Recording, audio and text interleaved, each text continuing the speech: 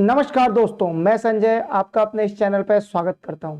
आज हम बात करेंगे भारत और अमेरिका के बीच होने वाली इतिहास की सबसे बड़ी डील के बारे में, जिसे कॉमर्स मिनिस्टर ने मदर ऑफ ऑल डील्स कहा है। ये ट्रेड डील क्या है और इंडिया के लिए इतनी खास क्यों है, चलिए डिटेल में जानते हैं। इंडिया यूएस ट्रेड डील की शुरुआत डोनाल्ड ट्रंप के फर्स्ट टर्म में हुई और बाइडेन के आते ही सब ठंडे बस्ते में चला गया। पीएम मोदी की रीसेंट यूएस विजिट के दौरान India US bilateral trade deal BTA की रूपरेखा तैयार कर ली गई है।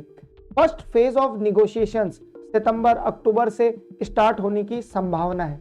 फुल स्केल डील में अभी समय लग सकता है क्योंकि कई बार निगोशिएशंस में काफी समय लग जाता है। पर अगर इंडिया को ट्रंप के रेसिप्रोकल टैरिफ से बचना है जो कि अप्रैल में लगने वाले हैं, तो इंडिया के पास इंटरिम एग्रीमेंट का ऑप्शन है।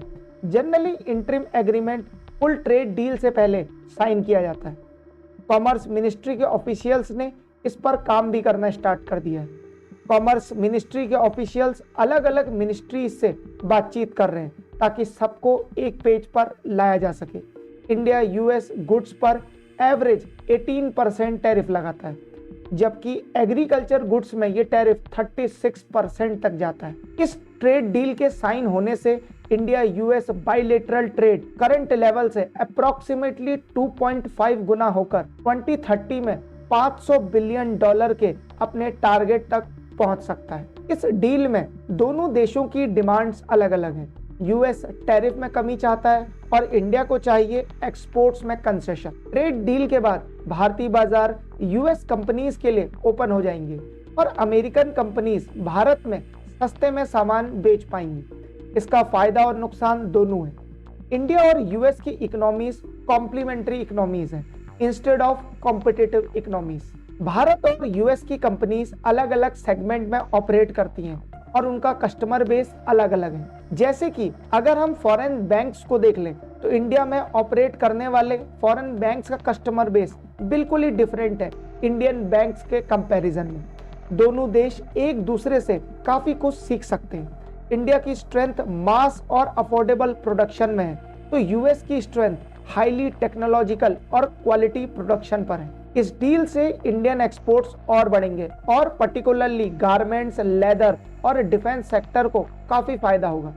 भारत की कंपनीज के प्रोडक्ट में क्वालिटी इन्हांसमेंट भी आएगा और उनकी कॉम्पिटिटिवनेस भी बढ़ेगी। इस डील से यूएस कंपनीज को भारत के बड़े मार्केट का एक्सेस मिलेगा। इस डील से इंडियन और अमेरिकन दोनों के लिए बहुत सारी अपॉर्चुनिटीज खुलेंगी। अगर इंडिया यूएस ट्रेड $500 बिलियन तक पहुंच गया तो इंडिया की ग्लोबल ट्रेड पोजीशन और स्ट्रेंथन होगी और इंडिया का शेयर इन ग्लोबल ट्रेड उसमें भी काफी इजाफा आएगा। पीएम मोदी यूएस में इलॉन मस्क से भी मिले। जल्द ही टेस्ला का भारत में अपना एक प्रोडक्शन यूनिट भी खुलने वाला है। कई स्टेट्स ने टेस्ला से फैक्ट्री लोकेशन की बात भी शुरू कर दी है। आंध्र प्रदेश, गुजरात, महाराष्ट्र ने अपनी पिचेस भी करना स्टार्ट कर दिया है। इस डेवलपमेंट पे इंडियंस का मिक्स्ड रिस्पांस आया। कई लोग इस डेवलपमेंट से काफी खुश भी हैं क्योंकि अब इंडियन मार्केट्स में यूएस की बड़ी बड़ी कंपनीज के प्रोडक्ट डायरेक्टली मिलेंगे और वो काफी अफोर्डेबल भी होंगे क्योंकि उनमें एक्स्ट्रा टैरिफ्स नहीं लगेंगे। इंडियन कंज्यूमर्स के पास कई ऑप्शंस होंगे पर कई लोग कंसर्न्ड भी हैं कि इस मूव से इंडियन बिजनेसेस पर बुरा असर पड़ेगा। एक यूजर ने एक्स पर आनंद महिंद्रा से यही क्वेश्चन पूछ लिया, how will you handle the competition if dear @Elon Musk bring his @Tesla to India? Are you ready sir? इस पर आनंद महिंद्रा ने यह जवाब दिया कि उनकी company Mahindra and Mahindra well equipped है टेस्ला से compete करने में। एक्सपर्ट्स का मानना है कि टेस्ला जैसी यूएस कंपनीज के प्रोडक्ट की कॉस्ट इंडियन ऑटोमेकर्स के कंपैरिजन में काफी ज्यादा है। उनकी इंडियन मार्केट में एंट्री से इंडियन कंपनीज को शॉर्ट टर्म में इतना ज्यादा इंपैक्ट नहीं होगा। हाँ, अगर लॉन्ग टर्म में यूएस कंपनीज ने बल्क मैन्युफैक्चरिंग और इंडियन मार्केट्स के अकॉर्डिंग अफोर्डेबल प्रोडक्ट्स बनाने शुरू कर दिए तो वो इंडियन कंपनीज पर इंपैक्ट डाल सकते हैं। अभी इंडियन यूएस ट्रेड डील पर आगे बहुत से डेवलपमेंट होंगे।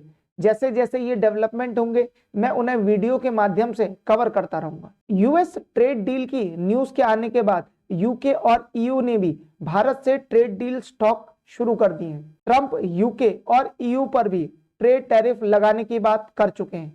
UK India trade deal negotiations 1 साल से रुके थे, पर जैसे ही इंडिया यूएस ट्रेड डील की न्यूज आई, ये फिर से शुरू हो गई। अगर हम इंडिया यूके ट्रेड को देखें तो इंडिया से यूके को mainly broadcasting equipment, refined petroleum और मेडिसिन एक्सपोर्ट करी जाती हैं, जबकि यूके से इंडिया को gold, silver, scrap iron import किया जाता है। इंडिया यूके ट्रेड 2024 में 41 बिलियन पाउंड्स तक पहुंच गया है और ये ट्रेड इंडिया के लिए काफी बेनिफिशियल है, क्योंकि इंडिया इसमें एक्सपोर्ट ज्यादा करता है और इंपोर्ट कम करता है। इंडिया यूके का second largest source of foreign direct investment है।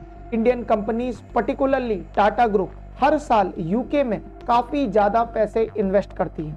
यूके और ईयू इंडिया से जल्द ट्रेड डील कंक्लूड करना चाहते हैं। इसके 2 मेन रीजन है। पहला, अगर एक बार यूएस की कंपनीज को इंडिया के मार्केट का एक्सेस मिल गया तो यूरोप और यूके की कंपनीज को इंडिया में काफी कंपटीशन फेस करना पड़ेगा। दूसरा, यूरोप और यूके ट्रंप के टैरिफ के इम्पैक्ट से अपनी फ्रेजाइल इकोनॉमी को प्रोटेक्ट करना चाहते हैं। और अब फाइनली एक एमसीक्यू।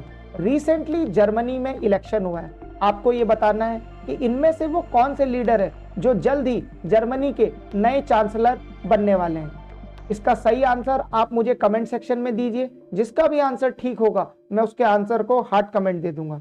अब मैं मिलता हूं आपसे नेक्स्ट वीडियो में। जय हिंद, जय भारत।